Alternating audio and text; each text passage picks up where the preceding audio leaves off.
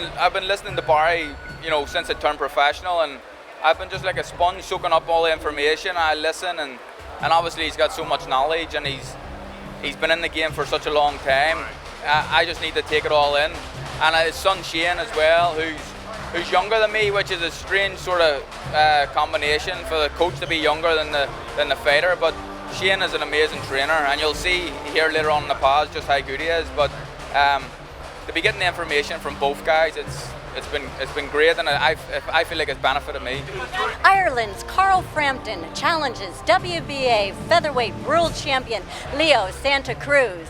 That's Saturday, July 30th. This is the Barclays Center in Brooklyn, New York. It'll be broadcast on Showtime Championship Boxing.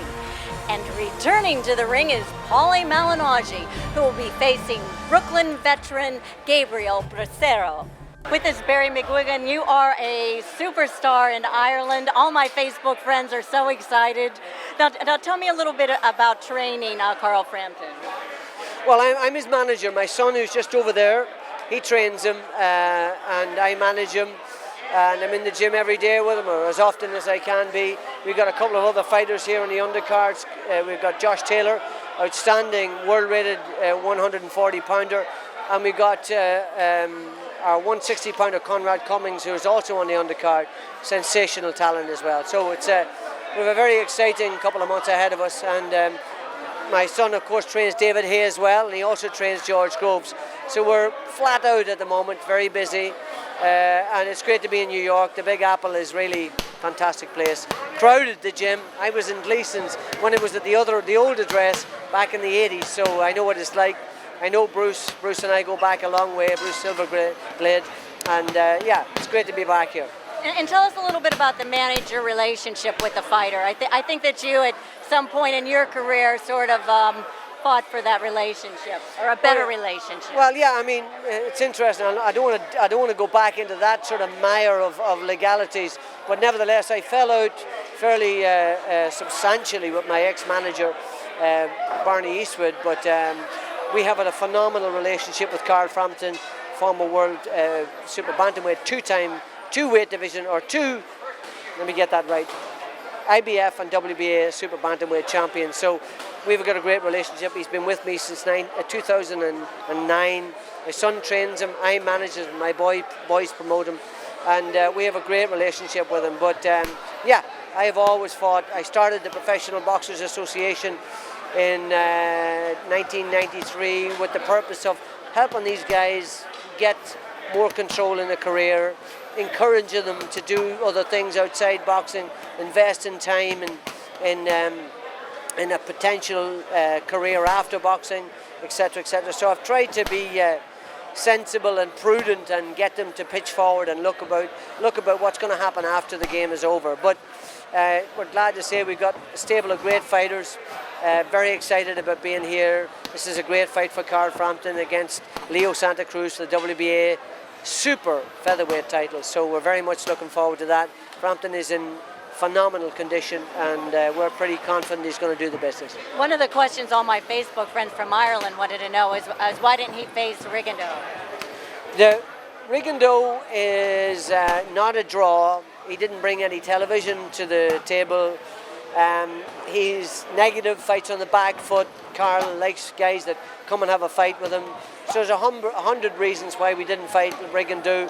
When mainly it wasn't a big enough fight. It wasn't. Sure, from a boxing perspective, it was a huge fight, and Rigo, I've got great respect for him, but he fights on the back foot all the time, boxes negatively, stinks the place out on so many occasions. He's lost his television deal, so I'm being very derogatory to him, and I'm sorry about that. But hence the reasons why we didn't take the fight. Wasn't an exciting enough fight, didn't mean enough to us financially. Santa Cruz is a fabulous fight. It's a much more exciting fight. It's going to be seat of the pants job from the first bell to the last bell, or however long it lasts. And we know that that's a very, very fan-friendly fight, whereas the other one wouldn't have been. Well, thank you for your time. And this is July 30th at the Barclays Center. Get out there and support this young Irish fella. He's a sensational talent, and we want your support, so please come along, buy your tickets. There's plenty of them available. Come along and support Carl Frampton and watch him ripped the featherweight title from Leo Santa Cruz on July 30th. You're his trainer. Tell me a little bit about the man.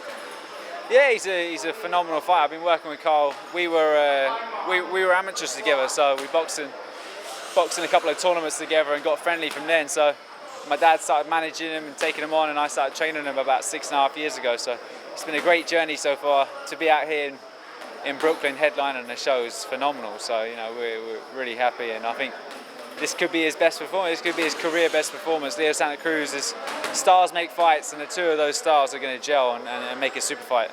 And going up on the weight, do you think that'll affect him at all? Or? No, I think he's naturally. I mean, when he was an amateur at 21, he was a 126 pounder. We went down to 122 pounds because, he was quite small and he was able to do it. So, but as his body, he's now 29 years of age. He's naturally filled out. 122 is becoming a bit of a struggle, and we were. As he said, he wasn't enjoying boxing. He was getting in the gym just to make the weight rather than actually working on technique and skill.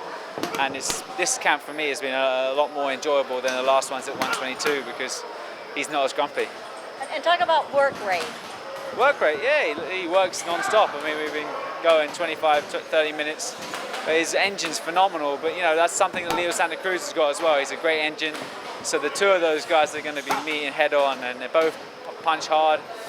Both punch, lots of volume punches. Carl's a little bit more of a slickster than him, but Leo Santa Cruz walks forward and he makes people work all the time. So it's going to be a phenomenal fight. I'm really excited. And a prediction? A win, yeah. I think a win. I don't know if there's going to be a knockout.